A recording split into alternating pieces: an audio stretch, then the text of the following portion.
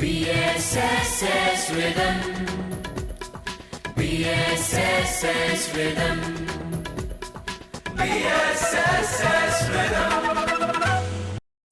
A small dream is a big crime, rightly said by a famous author and a Nobel laureate. BSSS Rhythm में आप सभी का स्वागत है. जैसा कि आप सभी जानते हैं, BSS Rhythm is known for its quality and of course for its perfection. BSS Rhythm takes pride in inviting and requesting people to come over and share their experience, knowledge and expertise for the betterment of all our very dear and lovely listeners and viewers. BSS Rhythm always makes sure that whatever programs they make, they produce and they podcast bring some quality and some value to life. The Bhopal School of Social Sciences के BSS Rhythm में मैं आमिर महबूब आज आपका host और आपका दोस्त आप सभी का स्वागत करता हूं. Ladies and gentlemen, boys and girls, I take extreme pride in welcoming and introducing one very esteemed personality who has not only earned great name and fame in this beautiful city of Lakes Bhopal, but also is known nationally as well as internationally. Ladies and gentlemen, please join me in welcoming Mr. Mumtaz Khan, the very famous, acknowledged and acclaimed international level fashion designer. Mumtaz साहब, आपका बहुत बहुत स्वागत है BSS Rhythm में. Thank you so much. Thank you so very much. Thank you very much. Mumtaz, मैं आपसे पहला ये सवाल करना चाहूँगा कि आज आप यहाँ पे BSS Rhythm में आए हैं and I am sure you are a busy man. BSS Rhythm में हम लोग अलग अलग फील्ड के अलग अलग एरियाज ऑफ स्पेशलाइजेशन के लोगों को बुलाते हैं. आज आप एक बहुत ही अलग एरिया ऑफ स्पेशलाइजेशन को बिलोंग करते हैं, that is fashion designing. Fashion, which is a very in word nowadays. It is said anything which is in today might probably be out tomorrow. Fashion is changing like waves in the ocean. तो आप हमारे BSS sites को और पूरी दुनिया में BSS Rhythm को सुनने वाले हमारे दर्शकों को, लिसनर्स को बताइए कि फैशन क्या है और फैशन को कैसे परिभाषित किया जा सकता है. फैशन को बहुत आराम से, बहुत आसानी से परिभाषित किया जा सकता है, क्योंकि fashion today is just a life style. जो आप सोचते हैं, जो आप करते हैं, जो आप पहनते हैं और जिसके सराउंडिंग आपको खुशी मिलती है, वो सब फैशन है. सिर्फ कपड़े ही फैशन नहीं हैं. फैशन में बहुत सारी एसेसरीज़ हैं और लाइफ स्टाइल की चीज़ें हैं, घर हैं, और हर चीज़ हम जहाँ जाते हैं वो फ़ैशन कहलाता है.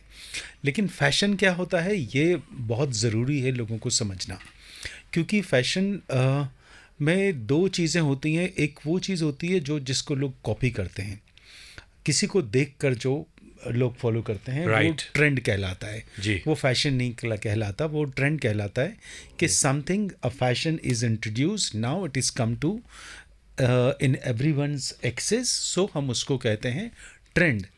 लेकिन जब आप कुछ नया करते हैं, जब आप सबसे अलग करते हैं और जब आप सबसे अनोखा करना चाहते हैं और किसी से मिलता जुलता नहीं करना चाहते, वो फैशन कहलाता है.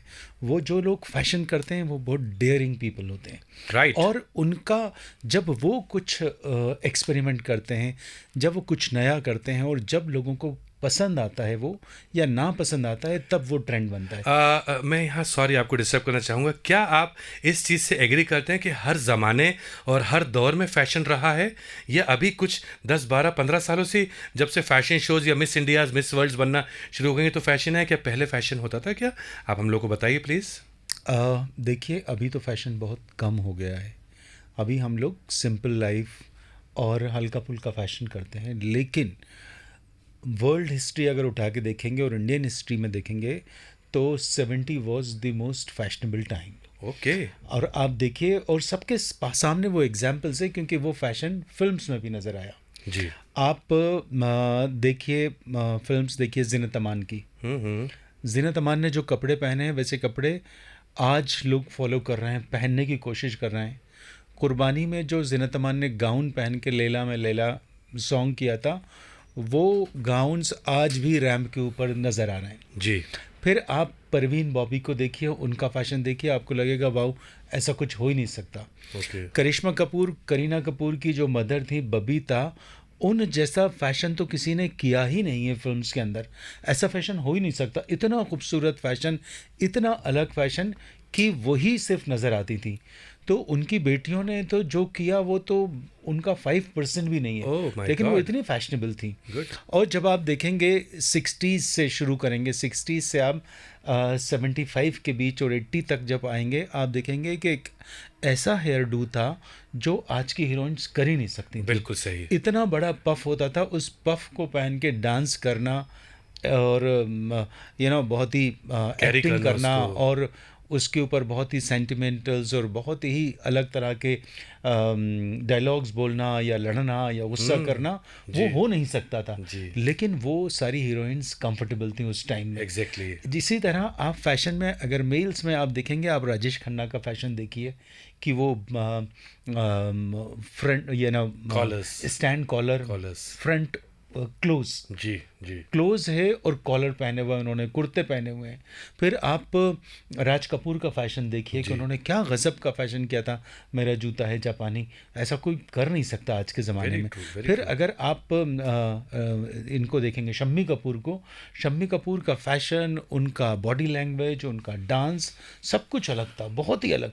कुछ लोग, कुछ हीरोज़ थोड़ा थोड़ा इन लोगों को फॉलो करते हैं, लेकिन उस टाइम में तो फैशन बहुत ही गज़ब होता था। आप क्या बोलते हैं, मुमताज़ के कपड़े देख लीजिए। जी। आज भी मतलब मुमताज़ मेरे नाम की हीरोइन थी वो, जी, और जी, जी। उनका गाना था आजकल तेरे मेरे प्यार के चर्चे हर जुबान पर। जी। आज किसी भी कॉलेज के फैशन शो में जाइए, जी। किसी भी स्टूडेंट्स के फैशन शो में जाइए, Still या alive. उनकी इंटर्नशिप में के प्रोजेक्ट्स में आप देखिए, तो वो साड़ी नज़र आती ही आती है। उस साड़ी को वैसे का वैसा ही लोग ले रहे हैं। तो हम लोग फैशनेबल बहुत थे। हमेशा अब तो ये मैंने 70s की बात की, लेकिन आप जब बात करेंगे कामासूत्र की, जब हम हज़ारों साल पहले जाएंगे, पीछे जाएंगे, तो पता लगेगा India was very very much fashionable. Great, और हम लोगों के great. फैशन के अंदर आप खजुराहो के टेम्पल्स पर जाइए और वहाँ मूर्तियाँ देखिए कि किस किस तरह के कपड़े, ज्वेलरी से बॉडी को कवर करना, हेयर स्टाइल्स और हेयर के अंदर जो ज्वेलरी पहनी जाती थी, वो सब तो आज देखने को भी नहीं मिलती। उतना तो फैशन हम कर भी नहीं पाएंगे। बहुत तो पहले हम ज़बरदस्त। बहुत फैशनेबल थे। आपने कमाल बात करी है। एंड ऑफ कोर्स इंडिया तो हर फील्ड में ज़बरदस्त करता है और कर रहा है। मैं आपसे ये जानना चाहूँगा कि फ़ैशन डिज़ाइनिंग, हम एक मूवी देखते थे, 3 इडियट्स फॉर एग्जांपल, और इस तरह की मूवीज़, और रियल लाइफ में भी देखा जाता है कि कोई एक थोड़ा ऑफ बीट प्रोफेशन अगर कोई लेना चाहता है तो उसको अपोज भी होता है। तो आप please tell us something about your journey. आप कैसे आए, आपको कैसे इंक्लिनेशन हुआ टुवर्ड्स फैशन डिज़ाइनिंग? मैं आपका यूट्यूब चैनल और सारी चीज़ें, सोशल मीडिया देख रहा था कि आपने इंडिया में कई जगहों पे, सैकड़ों जगहों पे आपने शोज़ किए हैं, बड़े बड़े डिज़ाइनर्स, बड़े बड़े नेशनल लेवल मॉडल्स के साथ। तो कहीं ना कहीं से शुरुआत हुई होगी। तो how did it all begin and something about your great journey? Actually journey बहुत अलग तरह की है। पहले तो आई स्टार्टेड वर्किंग, मुझे एक काम मिला था मर्चेंट आइवरी प्रोडक्शंस हॉलीवुड में। Okay. तो इस्माइल मर्चेंट जिम आइवरी के साथ एक काम था, शशि कपूर, शबाना आज़मी। जी, मुझे याद है, शायद इन कस्टडी। इन कस्टडी। हाँ, बहुत। तो उसमें काम जो लोग कर रहे थे वो शशि कपूर, शबाना आज़मी, सुषमा सेठ, ओम पुरी, जी। टीनू आनंद ओहो। और नीना गुप्ता। क्या Like, ज़बरदस्त नाम। गजब की कास्ट थी और उसका पूरा क्रू हॉलीवुड का था। जी। और उसकी कॉस्ट्यूम कर रही थी लवलीन बैंड्स, जिनको नेशनल अवार्ड मिला था इस फिल्म के लिए। फिर उसके बाद उन्होंने रंग दे बसंती की कॉस्ट्यूम की, उन्होंने रॉक स्टार की बहुत, मतलब काफ़ी उनको अवार्ड्स मिले। तो मुझे वहाँ से मुझे लगा कि मुझको फिल्म कॉस्ट्यूमिंग करना चाहिए। Good. फिर मैंने वहाँ वर्कशॉप्स भी किए, उनसे कांटेक्ट भी किया, लेकिन थोड़े ही दिनों के बाद मुझे लगा कि न, फिल्म तो मेरा फील्ड है ही नहीं, मुझे तो फैशन में करना चाहिए। You wanted to do something different. ये एक किस्सा है। और दूसरा जो था कि जैसा कि आप जानते हैं, आप हम मिलकर हम लोग मिस्टर इंडिया, मिस इंडिया और ग्लैड्रिक्स के लिए लड़के और लड़कियों को तैयार कराते थे। जी जी। और हम लोग मतलब ये 94-95 की बात है। एग्जैक्टली। और मैंने फिल्म में काम किया था 92-93 में। जी तो आपको मालूम है भोपाल का लेवल उस टाइम ये था कि 95 में, जी 95-96 में, कि जब मिस्टर इंडिया के लिए या मिस इंडिया के लिए लड़कियां लड़के जाते थे तो उनको कपड़े नहीं मिलते थे। और ग्रेसिव मिस्टर इंडिया के अंदर वो एक सूट लेंथ भेजते थे कि आपको इसको डिज़ाइन करके भेजना लेकर आना है साथ। तो तब लोगों के कपड़े तैयार करके देना, मतलब हम लोग तो बड़े समाज सेवक थे उस टाइम में जी। कि जो लड़के और लड़कियां जा रहे हैं उनके हम लोग कपड़े तैयार करके उनको देते थे, Designing सब and तरह all. की मदद करते थे और ग्रूमिंग करते थे Grooming उनको, और कम्युनिकेशन के ऊपर, जी। इंट्रोडक्शन के ऊपर, क्वेश्चन आंसर के ऊपर, वॉक के ऊपर भी मेहनत करा कर भेजते थे। बिल्कुल सही। तो तब जो डिज़ाइनिंग की उसका फ़ायदा ये हुआ कि जब शाबर अली ग्रेसिव मिस्टर मिस्टर इंडिया में गए और उसके बाद उनको अच्छा काम मिलने लगा, तो उनके लिए मैंने शर्ट्स कुर्ते बनाना शुरू किए, उनको भेजता था। जी। और वो शर्ट और कुर्तों का ऐसा रिस्पांस मिला कि उसकी डिमांड आने लगी। वाओ। तो वहीं से हमने फिल्म को भूल कर और उनके लिए डिज़ाइन किया और उनके साथ जो फिल्म स्टार्स ने कांटेक्ट किया, मॉडल्स ने कांटेक्ट किया और अलग अलग फ्रेटर्निटी के लोगों ने किया, तो जो स्टार्ट किया वो काम तो फिर वो चलता ही रहा। एक बहुत इम्पॉर्टेंट चीज़ है जो मैं सबको बताना चाहता हूँ, बहुत कम लोगों को मालूम है, कि लोग स्टार्ट करते हैं छोटे शहर से, अपने शहर से, फिर उसके बाद स्टेट लेवल पर जाते हैं, फिर नेशनल लेवल पे जाते हैं। जी। मेरे साथ उल्टा हुआ।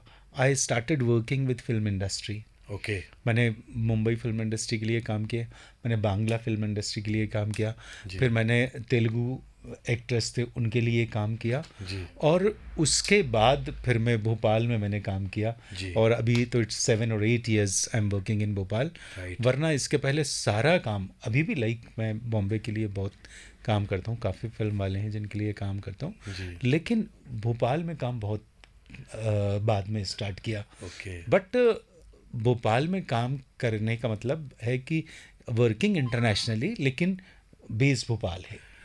Thank you very much for such useful information.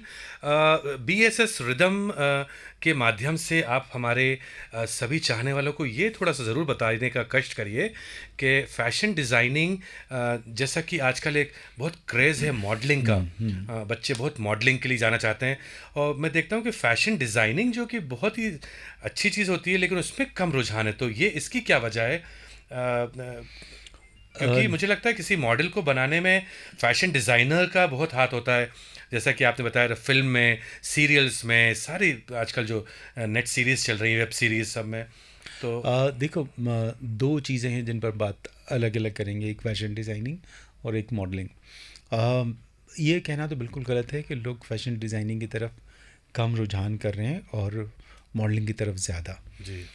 Fashion designing तो अभी एक ऐसा सब्जेक्ट और ऐसा प्रोफेशन है कि जिसमें जाने के लिए आपको, अगर आप गवर्नमेंट के इंस्टीट्यूट में एडमिशन लेना चाहेंगे, that is NIFT. Very difficult. तो निफ्ट के हमारे यहाँ 10 से 12 ही सेंटर्स हैं इंडिया के अंदर, और उनमें इतना डिफ़िकल्ट एंट्रेंस एग्ज़ाम है, इवन मैथ्स भी है उसके अंदर, स्केचिंग भी है, इंग्लिश भी है। It's equal to CAT and all. उसको क्लियर करना बहुत आसान नहीं है, और उसमें 1% स्टूडेंट्स का सिलेक्शन भी नहीं होता, 1 से भी कम उसका परसेंटेज है जितने लोग बैठते हैं।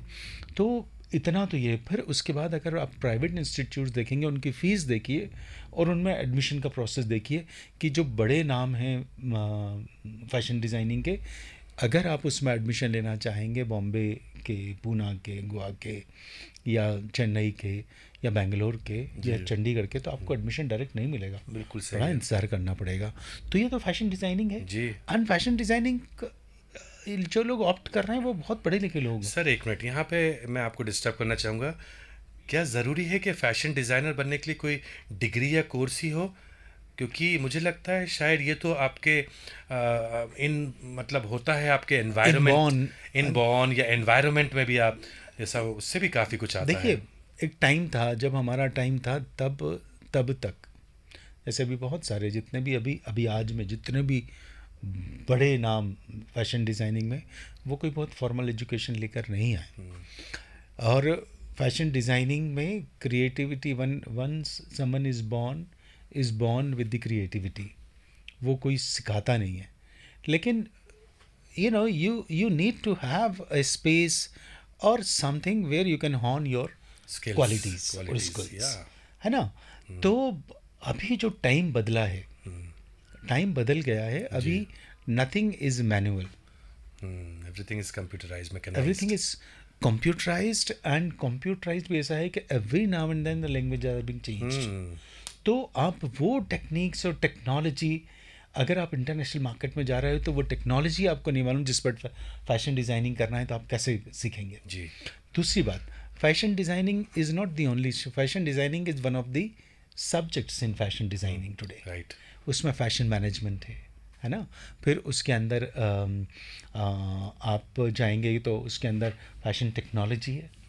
फिर उसके बाद आप देखेंगे तो उसमें टेक्सटाइल डिज़ाइनिंग है, which is very difficult, okay, है ना? और उसमें इंटरनेशनल मार्केटिंग है। तो ये Advertising, कैसे सीखेंगे? branding. ये कैसे सीखेंगे ना? तो इसलिए फैशन डिज़ाइनिंग में अभी एजुकेशन लेना बहुत ज़रूरी है। और जैसा आपने बताया कि सिर्फ कपड़े ही नहीं, उसमें एक्सेसरीज, ज्वेलरी, सब है। फुटवेयर, एवरीथिंग इज हाँ, included in that. Jewellery designing एक सब अलग सब्जेक्ट्स है, एसेसरीज डिज़ाइनिंग अलग है, इंटीरियर डिज़ाइनिंग अलग है, बहुत मतलब अथाह सब्जेक्ट है। एक फैशन मैनेजमेंट एक फैशन मैनेजमेंट में एक बहुत अच्छा सब्जेक्ट आया है कि हम लोग गाउन्स देखते हैं, बहुत बड़े बड़े गाउन्स बना रहे हैं, जो इसमें आपने देखा होगा कि कांस फिल्म फेस्टिवल में या इस तरह के प्रोग्राम्स में। तो कभी किसी ने सोचा नहीं कि ये गाउन अगर बॉम्बे में है और भोपाल में शो करेगा आदमी, तो लेकर कैसे आएगा? ये कपड़े कैसे जी। लेकर आएंगे? और अब जैसे बहुत सारे ऐसे कपड़े हैं कि जो जैसे कोस्टल एरियाज़ में जब जरी जरदोजी का काम करते हैं, तो कोस्टल एरियाज़ में अगर वो उस हवा या एनवायरनमेंट के कांटेक्ट में आएंगे तो वो काले पड़ जाएंगे। ओके। तो अब वो कैसे उसको बचाया जाए? जी। That is the job of fashion management, that is also कि वो मैनेजमेंट कैसे करें। तो पैकिंग के लिए, सीजन वाइज कपड़ों को पैक करने के लिए, डिस्प्ले के लिए भी फैशन के एक्सपर्ट्स की ज़रूरत हो रही है।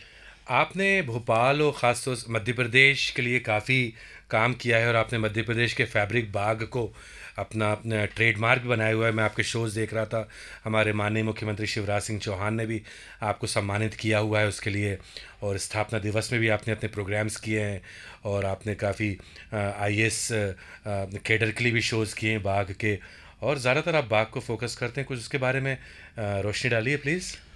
देखिए, जब हमने स्टार्ट किया फैशन, तो तब जब हम फैशन के कुछ इवेंट्स में गए, स्पेशली सेमिनार्स में गए, तो वहाँ पर सारे लोग अपने अपने स्टेट्स के प्रिंट्स और वीव्स के बारे में बात कर रहे थे। मुझे वहाँ पता चला, आज से कितना साल मैं बताऊँ आपको, 25 साल पहले, ओके, 25-26 साल पहले, तो वहाँ पर हमारे यहाँ के मध्य प्रदेश के फैब्रिक की, प्रिंट्स की और वीव्स की बात ही नहीं हो रही थी। जी। तो और मुझे भी नॉलेज नहीं थी इतनी ज़्यादा उसके बारे में, बस मैं जानता था कि हाँ नहीं मध्य प्रदेश में आए थे कुछ। फिर उसके बाद मैं वापस आया तो मैंने उसके ऊपर काम करना शुरू किया। ओके। और मैंने देखा मध्य प्रदेश में गया तो मुझे तो ऐसी अमेजिंग चीज़ें मिली। ये ज़रूर था कि बाग प्रिंट जब हमने उसको अडॉप्ट किया तो वो बहुत ज़्यादा कपड़ों में यूज़ नहीं किया जा रहा था, वो पर्दों में, बेडशीट्स में ही यूज़ किया जा रहा था, या फिर लोग कहते हैं लुगड़े में यूज़ होता था, जो मज़दूर और आदिवासी औरतें यूज़ करती थी।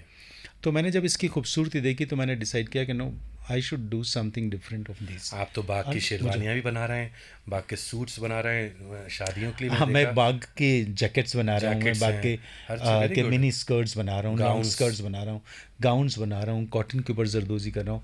मैंने सारी, जो लोग इम्पॉसिबल कहते थे कॉटन के साथ नहीं हो सकता, वो मैंने सारा काम किया, वो वही। और दूसरी बात, मुझे लग रहा था कि बाग के लिए काम करना चाहिए, बाग को पॉपुलर करना चाहिए। और आज बाग इतना पॉपुलर हो गया है कि बाग के जितने लोग काम कर रहे हैं, आज आप फ़ोन कर दीजिए, मैं फ़ोन करता हूँ कि मुझे कपड़ा चाहिए, तो बोलते हैं सर टाइम लगेगा।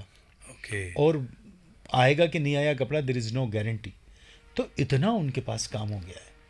तो ये मुझे बहुत खुशी, मैंने आई नेवर एक्सपेक्ट कि मुझे उसके लिए कोई अवार्ड मिलेगा, या मुझे उसके लिए बिज़नेस चाहिए, या मुझे उसके लिए पैसा चाहिए, कुछ नहीं।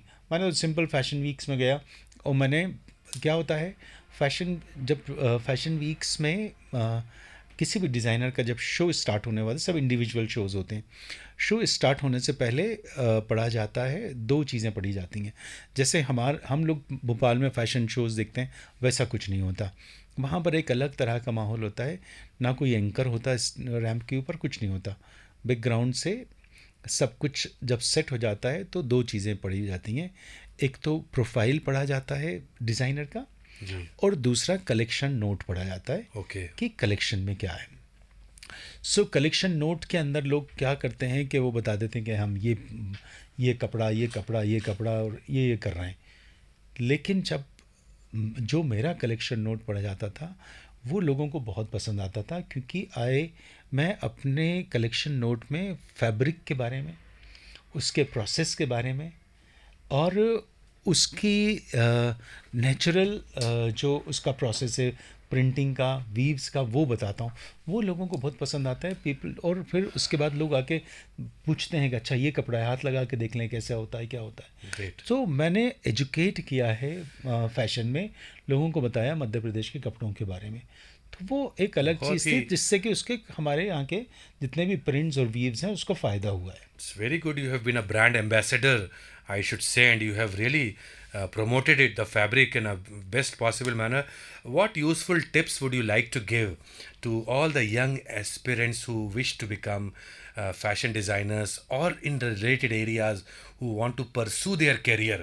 हमारे BSS में बहुत टैलेंट है, बच्चे स्टूडेंट्स बहुत टैलेंटेड हैं, वो लोगों को आप क्या महत्वपूर्ण टिप्स देना चाहेंगे? देखिए, जो लोग भी फैशन डिज़ाइनिंग में जाना चाहते हैं ना, सबसे पहले तो वो ऑल इंडिया एग्ज़ाम की तैयारी करें। जी, क्योंकि अगर आपको बेस्ट इंस्टीट्यूट, और फैशन डिज़ाइनिंग के जितने भी बेस्ट इंस्टीट्यूट्स हैं इंडिया में, जी। वो सब गवर्नमेंट के हैं। बिल्कुल नेफ्ट। सही, जी, वैसे तो खैर इंडिया के अंदर जितने भी, अगर टेक्नोलॉजी की बात की जाए तो उसमें भी बेस्ट कॉलेजेस गवर्नमेंट के ही हैं। मेडिकल की बात की जाए तो भी best colleges, best institutes government के ही जी। हैं।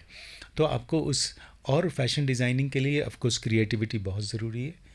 अगर आपको लगता है कि आप में क्रिएटिविटी है, आपको फैब्रिक की समझ है, आपको कट्स और फैशन की समझ है, तो फिर आपको अपनी मैथ्स, अपनी इंग्लिश, इंग्लिश। अपनी जनरल अवेयरनेस और रीजनिंग पे काम करना Very पड़ेगा। good. हर इन चीज़ों पे काम करने, लोगों को लगता है कि फैशन डिज़ाइनिंग का मतलब सिर्फ हमको Sketching. फैशन कपड़ा बनाना आ गया तो वो फैशन है। कपड़ा बनाना तो any Tom Dick and Harry can do जी, दैट। जी, लेकिन जब आप उस इंडस्ट्री में जाएंगे तो पता लगा कि कपड़ा बनाना इज़ नॉट इम्पॉर्टेंट।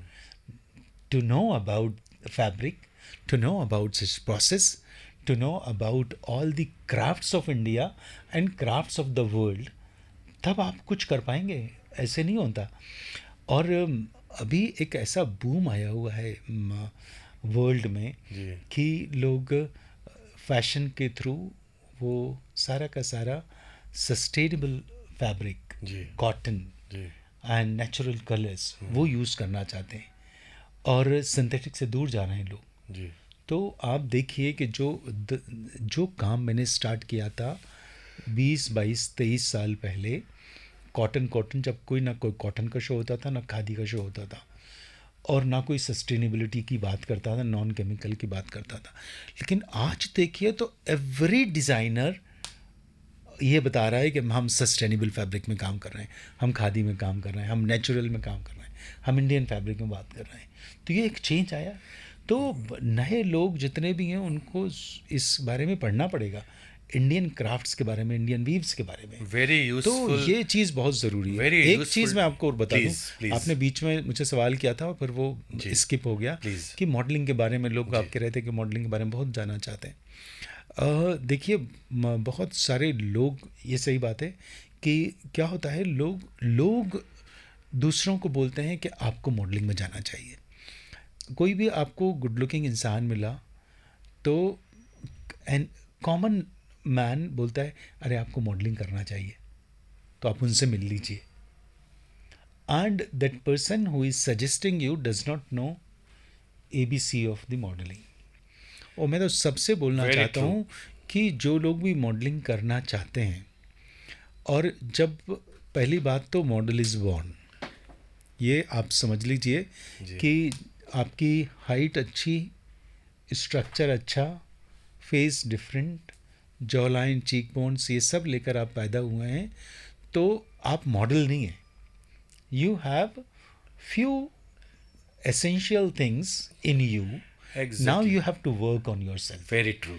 लोगों को लगता है कि हम अच्छे दिख रहे हैं, अच्छा हेयर स्टाइल है, हमारी लोग तारीफ कर रहे हैं, हम मॉडल हैं. You are not a model, you are just a raw structure. Okay, now you have to work on your communication, Very- your skin, your hair, and who are the Overall designers personality. working in this field, who are the choreographers working in this field, what are the companies organizing fashion weeks, and what are the agencies. कोई भी अच्छा model को आप call करें और बोलें कि आ जाइए मेरे लिए शूट कर लीजिए, वो कहेगा नहीं आएगा, बोलेगा मेरी एजेंसी को कॉल कीजिए. All the good models are working through agencies. हमको अभी भी लगता है कि अरे हम किसी को भी बुला सकते हैं. मैं जिनको अभी मिस इंडिया के लिए जिनको तैयार किया, कपड़े दिए, आज उनको फ़ोन बोलेगा अरे नहीं हम टाइम्स के साथ हैं, अभी हम आप टाइम्स फ़ोन कर लीजिए. This is the modelling, this is. तो डायरेक्ट काम नहीं मिलता इतनी आसानी से. Thank you so तो much. आपको एक और चीज़ जो सबसे इम्पॉर्टेंट चीज़, सॉरी मैं आपको Please ना कर रहा हूँ, continue. कि Please continue. बहुत सारे लोगों को जिनकी हाइट 5'8" है, 5'9" है, उनको भी लोग बहुत आगे चढ़ा देते हैं. They are good looking people, Yes. कि आप मॉडल बन जाते हैं, लेकिन रैंप पर जब आप देखेंगे तो सब 5'11", 6'1", 6'2" लोग आते हैं. जी. तो क्या हो गया है, एक लोगों को लगने लगा है कि अरे फेमिना मिस इंडिया के अंदर तो 5'3" मांग रहे हैं और मिस्टर इंडिया के अंदर 5'7" मांग रहे हैं. तो कॉन्टेस्ट और ramp, these are two different things. Poles, बिल्कुल अलग अलग चीज़ें हैं. आप कॉन्टेस्ट जीतने के बाद समझो जो आप कितने सारे मिस्टर इंडिया हैं जो दे आर नो वेयर, वो कहाँ रैंप कर रहे हैं. तो रैंप कर रहे हैं तो अच्छी हाइट की मॉडलिंग के लिए. और अभी बहुत जो है. कंपटीशन है बहुत स्टिफ है, काम मिलना बहुत आसान नहीं है. बहुत ही अच्छे हो गए आप तो ही आपको दिखा जाएगा. A student to be labeled and branded must have both hard skills as well as soft skills, everything. और BSS में हम सभी हमारे टीचर्स, हमारा पूरा मैनेजमेंट इन चीज़ों का खास ख्याल रखता है. That BSSites not only excel in academics but they do well in every field, whatever they do. That is why BSSites are always the best. So I think we already had some very useful information on this very important area and a unique and different area by Mr. Mumtaz. And of course, you know, we can learn, we can get so much of inspiration from his journey where he said that where he started. Of course, he also is a highly educated man and of course working for a government organization. But in spite of the fact that he is so busy, he takes out time for pursuing this hobby. Yes, I said hobby, which started as a hobby and now taking turn and taking shape to a profession. My dear friends, a journey of 1,000 miles begins with a single step. This gentleman started working with some people like Shabana Azmi, Om Puri and Shashi Kapoor and Merchant Ivory, which is a Hollywood brand. And of course now he himself has carved a niche for himself and is a brand. So the best inspiration, the best motivation, which through BSS Rhythm we all want to give you is, nothing is impossible, my dear friends. A journey of 1,000 miles begins with a single step. Thank you very much, Mr. Mumtaz, for Thank coming. you. It has absolute pleasure and a privilege. Thank you so very much Aamir, pleasure is all mine. And आपने मुझे बुलाया, ये मेरी बहुत खुशकिस्मती है. Best wishes from BSS Rhythm. Keep doing well. And of course, India is proud of you. Thank you so much. Thank you. God bless you. BSS Rhythm.